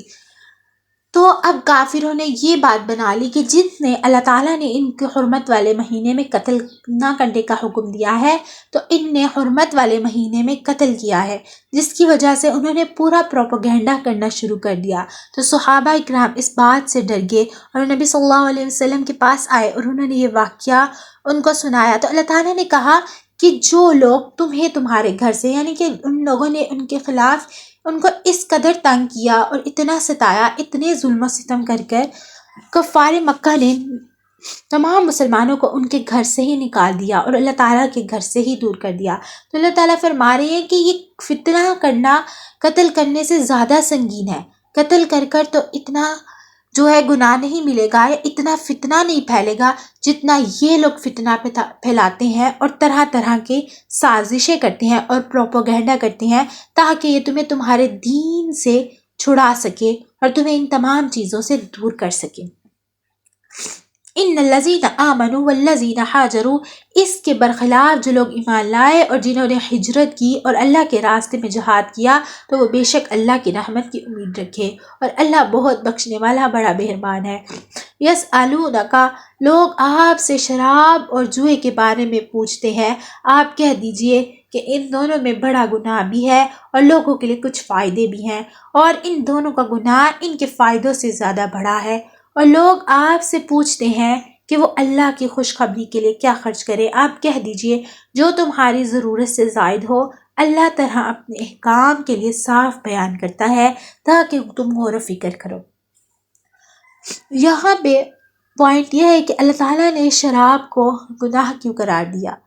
کیونکہ عربوں کا معمول تھا کہ وہ ہمیشہ شراب پیا کرتے تھے، تو اللہ تعالیٰ بھی اپنے بندوں کی عادت سے بہت خوب واقف تھا۔ اللہ تعالیٰ نے فوراً اس کو حرام کیوں نہیں کیا؟ اللہ تعالیٰ نے 3 جگہوں پہ اس کا ذکر فرما کے سورہ نساء میں، سورہ انعام میں، پھر اس کے بعد اس کو حرام قرار دیا کہ اب تمہارے اوپر یہ حرام قرار ہو گیا، کیونکہ اللہ تعالیٰ جانتے تھے کہ اگر میں فوراً سے کہہ دوں گا یہ حرام ہے تو بندے اس کو فوراً نہ چھوڑ پائیں گے، اس لیے اللہ تعالیٰ نے کہا کہ شراب پینا بڑا گناہ ہے۔ پھر اس کے بعد اللہ تعالیٰ نے کہا کہ شراب پی کر نماز پڑھنا جو ہے گناہ ہے، کیونکہ تم اس کے اندر قرات ٹھیک نہ کر سکو گے۔ اس کے پیچھے ایک صحابہ کا واقعہ ہے، انشاءاللہ جب یہ آیت آئے گی تو ہم اس وقت اس واقعے کو پڑھیں گے۔ تو پھر اس کے بعد اللہ تعالیٰ نے تیسری جگہ پر حکم دے گیا کہ شراب تمہارے لیے ٹھیک نہیں ہے اور یہ تمہارے لیے حرام ہے۔ تو پھر تیسرے حکم میں اللہ تعالیٰ نے اس کو حرام کیا، کیونکہ اللہ تعالیٰ جانتے تھے، کیونکہ عرب کے لوگ اس کے عادی تھے، تو اللہ تعالیٰ تو اپنے بندوں کی عادتوں سے خوب واقف ہیں۔ اللہ تعالیٰ کو پتہ تھا اگر میں فوراً حکم دوں گا تو میرے بندے اس سے ہٹ نہ پائیں گے، اس لیے اللہ تعالیٰ نے 3 بار حکم دیا اور اس کے بعد شراب کو ان پر حرام کیا۔ پھر دنیا والآخرہ، دنیا کے بارے میں بھی وہ آخرت کے بارے میں بھی۔ اور لوگ آپ سے یتیموں کے بارے میں پوچھتے ہیں، آپ کہہ دیجئے کہ ان کی بھلائی نیک کام ہے اور اگر تم ان کے ساتھ مل جل کر رہو تو کچھ حرج نہیں، کیونکہ وہ تمہارے بھائی ہیں۔ اللہ کو خوب جانتا ہے کہ معلومات بگاڑنے والا ہے اور کون سنوارنے والا ہے، اور اگر اللہ چاہتا تو تمہارے مشکل میں ڈال دیتا۔ یقیناً اللہ قدرت پہ کامل ہے، حکمت بھی کامل ہے۔ یعنی پہ اس آیت کا اس طرف اشارہ ہو رہا ہے کہ جب یہ حکم آیا کہ یتیموں کا مال تم پر کھانا حرام ہے، تو صحابہ اکرام جن کے انڈر بہت سے یتیم پلتے تھے، بہت سے صحابہ اکرام تھے جو یتیموں کی پرورش کر رہے تھے، تو انہوں نے کیا کرنا شروع کیا کہ ان کا کھانا بھی الگ بنوانا شروع کر دیا تاکہ کوئی غلطی نہ ہو جائے جس سے اللہ تعالیٰ ان سے ناراض نہ ہو جائے۔ تو ایسے کیا ہوتا کہ ان کا کھانا جو بچ جاتا تو وہ کئی دن پڑا رہتا اور وہ کھانا سڑ جاتا، تو اس طرح اناج بھی ضائع ہوتا اور بہت سے اور مسائل بھی پیدا ہو رہے۔ تو اس لیے اللہ تعالیٰ نے کہا کہ میں جانتا ہوں کہ کون اس یتیموں کے ساتھ بھلائی کر رہا ہے اور کون اللہ ان تمام معاملات کو خوب جانتا ہے کہ کون یتیموں کے ساتھ بھلائی کا معاملہ کر رہا ہے اور کون ان کے ساتھ غلط معاملہ کر رہا ہے۔ ولا، اور مشرک عورتوں سے اس وقت تک نکاح نہ کرو جب تک وہ ایمان نہ لے آئیں، یقیناً ایک مومن باندھی کسی بھی مشرک عورت سے بہتر ہے، خواہ وہ مشرک عورت تمہیں پسند آ رہی ہو، اور اپنی عورتوں کا نکاح مشرک مردوں سے نہ کرو جب تک وہ ایمان نہ لائے، اور یقیناً ایک مومن غلام کسی بھی مشرک مرد سے بہتر ہے، خواہ وہ مشرک مرد تمہیں پسند آئے۔ یہ سب دوزخ کی طرف بلاتے ہیں جب اللہ نے حکم جنت میں مغفرت کی طرف بلایا ہے اور اپنے احکام لوگوں کے سامنے صاف صاف بیان کرتا ہے تاکہ وہ نصیحت حاصل کر سکے۔ وَيَسْأَلُونَكَ، اور لوگ آپ سے حیض کے بارے میں پوچھتے ہیں، آپ کہہ دیجئے وہ گندگی ہے، لہٰذا حیض کی حالت میں عورت سے اگلا رہو اور جب تک وہ پاک نہ ہو جائے ان سے قربت یعنی جمع نہ کرو۔ ہاں جب وہ پاک ہو جائے تو ان کے پاس اسی طرح جاؤ جس طرح اللہ نے تمہیں حکم دیا ہے۔ بے شک اللہ ان لوگوں سے محبت کرتا ہے جو اس کی طرف کثرت سے رجوع کرتے اور ان سے بھی محبت کرتا ہے جو خوب پاک صاف رہے۔ نساؤکم حرث لکم، تمہاری بیویاں تمہارے لیے کھیتیاں ہیں، لہٰذا اپنی کھیتی میں جہاں سے چاہو اور اپنے لیے اچھے اعمال آگے پیچھے اللہ سے ڈرتے رہو اور یقین رکھو کہ تم اس سے جا کر ملو اور مومن کو خوشخبری سناؤ۔ وَلَا تَجْعَلُوا، اور اللہ کے نام کو اپنی قسم میں اس غرض سے استعمال نہ کرو کہ اس کے ذریعے نیکی اور تقوی کے کام اور لوگوں کے درمیان صلح صفائی کرنے سے بچ سکو، اور اللہ سب کچھ سنتا اور جانتا ہے۔ لا یؤاخذکم اللہ، اور تمہاری قسموں میں تمہاری فرقت نہیں کا، البتہ جو قسمیں تم نے اپنے دلوں کے ارادے سے کھائی ہوئی ہیں ان پر گرفت کرے گا۔ اللہ بہت بخشنے والا بڑا بردبار ہے۔ یعنی کہ کچھ کافر ایسی قسمیں کھا لیتے تھے کہ وہ کہہ دیتے تھے کہ بلا وجہ کوئی بات ہوتی اور ان کو یہ بات معلوم بھی نہ ہوتی تو ایسے ہی کہہ دیتے کہ اللہ کی قسم یا قسم سے یہ سچ ہے، یعنی کہ انہوں نے عادت ہی بنا لی تھی ہر بات کو قسم کے ساتھ ملانا۔ تو اللہ کہہ رہی ہے کہ ہر بات میں قسم کھانا ضروری نہیں ہے کہ ہر بات میں تم قسمیں کھاتے پھرو، یہ اچھے لوگوں کی نشانیاں نہیں اور اچھے لوگوں کی بات نہیں، تو اس لیے تم لہٰذا ہر بات میں قسمیں نہ کھایا کرو۔ للذین، جو لوگ اپنی بیویوں سے الیائی کرتے ہیں یعنی ان کے پاس نہ جانے کی قسم کھا لیتے ہیں، ان کے لیے 4 مہینے کی مہلت ہے، چنانچہ اگر وہ کسی قسم کا توڑ رجوع کر لیں تو بے شک اللہ بہت بخشنے والا بڑا مہربان ہے۔ تو کچھ لوگ ایسے قسم کھا لیتے ہیں کہ ہم نے اپنی بیوی کے پاس نہیں جانا، تو اللہ تعالیٰ نے ان کو یہ حکم دیا کہ اگر وہ 4 مہینوں کے اندر اندر اپنی بیوی سے دوبارہ رجوع کر لیتے ہیں تو ان کا نکاح رہے گا، اگر البتہ انہوں نے رجوع نہ کیا تو ان کا نکاح ختم ہو جائے گا۔ تو کافر کیا کیا کرتے تھے کہ اپنی بیوی کو لٹکانے کے لیے اس کے ساتھ اس کو چھوڑ دیا کرتے تھے تاکہ وہ نہ تو وہ ان کے رہے اور نہ وہ کسی اور سے شادی کر سکے۔ اور اگر انہوں نے طلاق ہی کا ٹھان لیا ہو تو پھر اللہ سننے اور جاننے والا ہے۔ یعنی کہ پہلے کیا کیا کرتے تھے کہ جب عدت ان کی پوری ہونے والی ہوتی تو دوبارہ سے ان کے ساتھ رجوع کر لیا کرتے تاکہ عورت نہ ادھر کی نہ رہے نہ ادھر کی رہے، نہ تو وہ اپنی بیوی کے حقوق لے سکے اور نہ وہ ان سے طلاق لے سکے۔ والمتقیات، اور جن عورتوں کو طلاق دے دی گئی وہ 3 مرتبہ حیض آنے تک اپنے آپ کو انتظار میں رکھیں، اور اگر وہ اللہ پر اور آخرت کے دن پر ایمان رکھتی ہیں تو ان کے لیے حلال نہیں کہ وہ اللہ نے ان کے رحم میں جو کچھ حمل یا حیض پیدا کیا ہے اس سے چھپائے، اور اس مدت میں اگر ان کے شوہر حالت بہتر بنانا چاہیں تو حق ہے کہ وہ ان عورت کو اپنی زوجیت میں واپس لے لیں، اور ان عورتوں کو معروف طریقے کے مطابق ویسے ہی حقوق حاصل ہیں جیسے مردوں کو ان پر حاصل ہے۔ ہاں مردوں کو ان پر 1 درجہ فوقیت ہے اور اللہ کا غالب حکمت والا ہے۔ الطلاق مرتين، طلاق زیادہ سے زیادہ 2 بار ہونی چاہیے، اس کے بعد شوہر کے لیے 2 ہی راستے ہیں، یا تو قاعدے کے مطابق بیوی کو روک رکھے یعنی طلاق سے رجوع کر لے، یا خوش اسلوبی سے چھوڑ دے یعنی رجوع کے بغیر عدت گزار جائے۔ اور اے شوہرو، تمہارے لیے حلال نہیں کہ تم نے ان بیویوں کو جو کچھ دیا ہو وہ طلاق کے بدلے ان سے واپس لے لو، اگر یہ دونوں کو اس بات کا اندیشہ ہو کہ نکاح کے باقی رہنے کی صورت میں اللہ مقرر کی ہوئی حدود کو قائم نہیں رکھ سکیں گے۔ چنانچہ اگر تمہیں اس بات کا اندیشہ ہو کہ وہ دونوں اللہ کی حدود کو قائم نہ رکھ سکیں گے تو ان دونوں کے لیے اس میں کوئی گناہ نہیں، عورت مالی معاوضہ دے کر علیحدگی حاصل کر لے، یہ اللہ کا مقرر کی ہوئی حدودیں ہیں، لہٰذا ان سے تجاوز کرو، اور جو لوگ اللہ کی حدود سے تجاوز کرتے ہیں وہ بڑے ظالم لوگ ہیں۔ فَإِن پھر اگر شوہر تیسری طلاق دے دے تو متعلقہ عورت اس کے لیے اس وقت تک حلال نہ ہوگی جب تک وہ کسی اور شوہر سے نکاح نہ کرے۔ ہاں اگر وہ دوسرا شوہر بھی اسے طلاق دے دے تو ان دونوں پر کوئی گناہ نہیں کہ وہ ایک دوسرے کے پاس نیا نکاح کرے، دوبارہ واپس آ جائیں، بشرطیہ کہ انہیں یہ غالب گمان ہو کہ اب وہ اللہ کی حدود قائم رکھیں گے، اور یہ سب اللہ کی حدود ہے، وہ جو ان لوگوں کے لیے واضح کر رہا ہے جو سمجھ رکھتے ہوں۔ وَإِذَا طَلَّقْتُمُ النِّسَاءَ اور جب تم نے عورتوں کو طلاق دے دی اور وہ اپنی عدت کے قریب پہنچ جائے تو ان کی بھلائی کے ساتھ اپنی زوجیت میں روک رکھو، یا انہیں بھلائی کے ساتھ چھوڑ دو، اور انہیں ستانے کی خاطر اس لیے روک نہ رکھو کہ ان پر ظلم کر سکو، اور جو شخص ایسا کرے گا وہ خود اپنی جان پر ظلم کرے گا، اور اللہ کی آیتوں کو مذاق مت بناؤ۔ اللہ نے تم پر جو انعام فرمایا ہے اسے تم پر جو کتاب اور حکمت کی باتیں تمہیں نصیحت کرنے کے لیے نازل کی گئی ہیں یاد رکھو، اور اللہ سے ڈرتے رہو، اور جان رکھو کہ اللہ ہر چیز کو خوب جانتا ہے۔ یعنی کہ یہ وہی بات ہے، جب کفار کے لوگ تھے تو وہ کیا کرتے تھے کہ اپنی بیویوں کو لٹکانے کے لیے ان کو طلاق دے دیتے تھے، اور جب ان کی عدت پوری ہونے والی ہوتی تو ان سے رجوع کر لیتے، اور اس کے بعد ان کو نہ وہ بیوی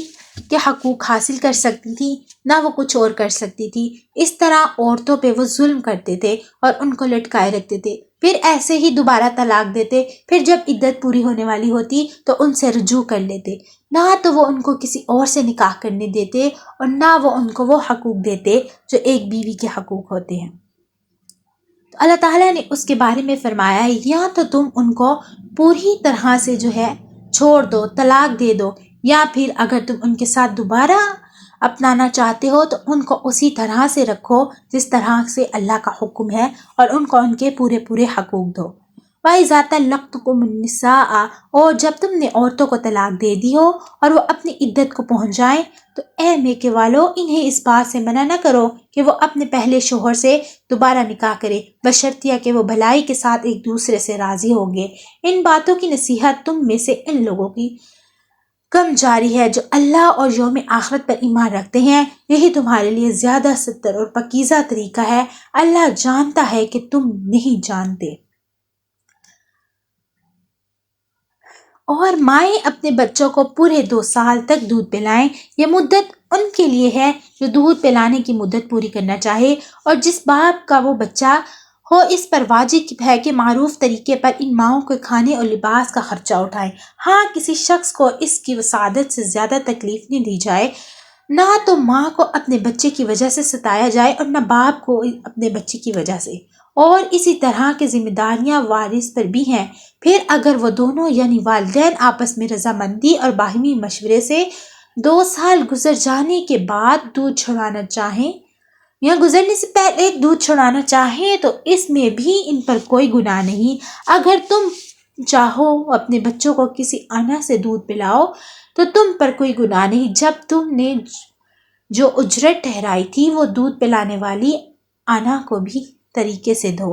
اور اللہ سے ڈرتے رہو، اور جان رکھو کہ اللہ تمہارے سارے کاموں کو اچھی طرح دیکھ رہا ہے۔ والذین اور تم میں سے جو لوگ وفات پا جائیں اور بیوی چھوڑ کر جائیں تو وہ بیوی کو اپنے آپ کو 4 مہینے اور 10 دن تک انتظار میں رکھیں، پھر جب وہ اپنی عدت کے معیار کو پہنچ جائے تو وہ اپنے بارے میں جو کارروائی مثال دوسرا نکاح کا عقیدہ مطابق کرے تو تم پر کوئی گناہ نہیں، اور جو کچھ تم کرتے ہو اللہ اس سے پوری طرح باخبر ہے۔ وَلَا جُنَاحَ عَلَيْكُمْ اور عدت کے دوران اگر تم ان کو اشارے کنارے میں نکاح کا پیغام دو، اس سے نکاح کا ارادہ دل میں چھپائے رکھو تو تم پر کوئی گناہ نہیں، اللہ جانتا ہے کہ تم ان سے نکاح کا خیال تو دل میں لاؤ گے، لیکن ان سے نکاح کے 2 طرفہ وعدے مت کرنا، اللہ یہ کہ مناسب طریقے سے کوئی بات کہہ دو، اور نکاح کا عقیدہ پکارنے کا اس وقت تک ارادہ بھی مت کرنا جب تک عدت کا مقرر مدت اپنے معیار کو نہ پہنچ جائے، اور یاد رکھو کہ جو کچھ تمہارے دلوں میں اللہ اسے خوب جانتا ہے، لہٰذا اس سے ڈرتے رہو، اور یاد رکھو کہ اللہ بہت بخشنے والا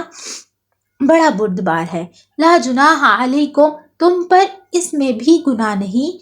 کہ تم عورتوں کو اس وقت طلاق دو جب بھی تم ان کو چھوا بھی نہ ہو اور نہ ان کے لیے کوئی مہر مقرر کیا ہو، اور ایسی صورت میں ان کا کوئی تحفہ دو۔ جو خوشحال شخصیت اپنی حیثیت کے مطابق اور غریب آدمی اپنی حیثیت کے مطابق بھلے طریقے سے یہ تحفہ دے، یہ نیک آدمیوں پر ایک لازم حق ہے۔ وَإِنْ اگر تم نے اپنے چھونے سے پہلے ہی اس کو طلاق دے دی تو جب ان کے لیے نکاح کے وقت کوئی مہر مقرر کر لیا تھا، جتنا مہر تم نے مقرر کیا تھا اس کا آدھا دینا واجب ہے۔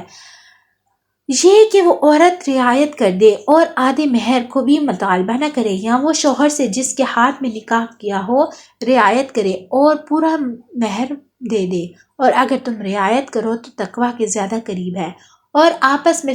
فراخ دلی کا برتاؤ کرنا مت بھولنا، جو عمل بھی تم کرتے ہو اللہ یقیناً اسے دیکھ رہا ہے۔ حافظون علی الصلاۃ، تم نماز کا پورا خیال رکھو، خاص طور پر بیچ کی نماز، اور اللہ کے مناسب آداب اور فرمانبردار بن کر کھڑے ہوا کرو۔ بیچ والی نماز یعنی عصر کی نماز۔ عصر کی نماز کا وقت ایسا وقت ہوتا ہے، یا تو کچھ لوگوں کو اس وقت نیند کا غلبہ ہوتا ہے، ان کو نیند آ رہی ہوتی ہے دن کی تھکاوٹ کی وجہ سے، یا کچھ لوگ اس وقت اپنے کاموں کی مصروفیت میں ہوتے ہیں، اس لیے اللہ تعالیٰ نے یہاں پہ خصوصی عصر کی نماز کا ذکر کیا ہے۔ فَإِنْ خِفْتُمْ، اور اگر تمہیں دشمن کا خوف لاحق ہو تو کھڑے کھڑے یا سواری ہونے کی حالات میں نماز پڑھ لو، پھر جب تم امن کے حالت میں آ جاؤ تو اللہ کا ذکر اس طریقے سے کرو جو تمہیں سکھایا ہے، جس نے تمہیں پہلے ناواقف نہ تھے۔ یعنی کہ اگر کوئی شخص جنگ کی حالت میں ہو اور اس وقت وہ نماز نہ پڑھتا ہو تو اس کو یہ اجازت ہے کہ وہ اگر کھڑا ہوا ہے تو وہاں پہ کھڑا کھڑا اشارے سے نماز ادا کر سکتا ہے، اگر وہ چل رہا ہے تو اس وقت وہ نماز ادا نہیں کر سکتا، لہٰذا وہ نماز کو قضا کرے، اور جب اس کو وقت ملے یا جگہ میسر ہو تو وہ اس وقت اس نماز کو ادا کرے۔ والذین یطوفون منکم، اور تم میں سے جو لوگ وفات پا جائیں اور اپنے پیچھے بیویاں چھوڑ جائیں تو وہ اپنی بیویوں کے حق میں یہ وصیت کر جائیں کہ 1 سال تک وہ طرز نقہ وصول کرے، فائدہ اٹھائیں گی اور ان کے شوہر کے گھر سے نکالا نہ جائے گا۔ ہاں اگر وہ خود نکل جائیں تو اپنے حق میں عقیدے کے مطابق وہ جو کچھ بھی کرے اس میں تم پر کوئی گناہ نہیں، اور اللہ صاحب اقتدار بھی ہے، صاحب حکمت بھی ہے۔ اور متعلقہ عورتوں کو قاعدے کے مطابق فائدہ پہنچانا مقیموں پر ان کا حق ہے۔ کذالک، اللہ اپنے احکام اسی طرح وضاحت سے تمہارے سامنے بیان کرتا ہے تاکہ تم سمجھداری سے کام لو۔ الم تر الی الذین، کیا تمہیں ان لوگوں کا حال معلوم نہیں جو موت سے بچنے کے لیے اپنے گھروں سے نکل آئے تھے اور وہ 1000 کی تعداد میں تھے، چنانچہ اللہ نے ان سے کہا مر جاؤ، پھر انہوں نے زندہ کیا۔ حقیقت یہ ہے کہ اللہ لوگوں پر بہت فضل فرمانے والا ہے، لیکن اکثر لوگ شکر ادا نہیں کرتے۔ وقاتلو، اور اللہ کے راستے میں جنگ کرو اور یقین رکھو کہ اللہ خوب سننے والا اور خوب جاننے والا ہے۔ من کون ہے جو اللہ کو اچھے طریقے سے قرض دے تاکہ وہ اس کے مفاد میں اتنا بڑا چڑھائے کہ بدلہ جہاز یاد دیا ہو، اور اللہ ہی تنگی پیدا کرتا ہے اور وہی وسعادت دیتا ہے، اور اس کی طرف تم سب کو لوٹ کر جانا ہے۔ الم تر الی الملائی، کیا تم موسیٰ کے بعد بنی اسرائیل کے گروہ کے اس واقعے کا علم نہیں جب انہوں نے اپنے ایک نبی سے کہا کہ ایک بادشاہ مقرر کر دیجئے، اس کے جھنڈے تلے ہم اللہ کے راستے میں جنگ کر سکیں گے۔ نبی نے کہا کیا تم لوگ اس بات کی کچھ بعید کرتے ہو؟ تم پر جنگ فرض کر جانے تو تم لڑو گے، بھلا ہم نے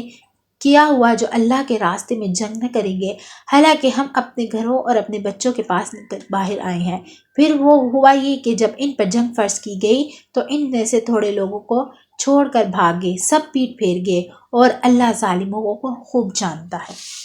حضرت موسیٰ علیہ السلام کے بعد شمول یوشع علیہ السلام کا زمانہ تھا، جس زمانے کے اندر